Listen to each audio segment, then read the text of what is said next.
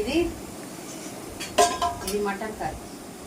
అసలు చూడండి తొక్కలు బాగా టేస్టీగా బాగా చూడు. బగారా రైస్.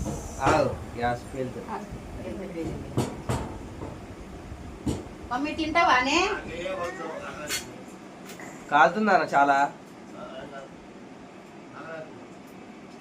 అందరికి అంతే. బగారా రైస్.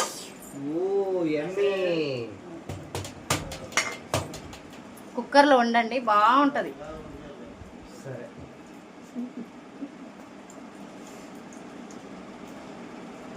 ఫస్ట్ నా కొడుకుకే పెడతా, ఎందుకంటే వాడికి ఆకలి అవుతుంది బాగా.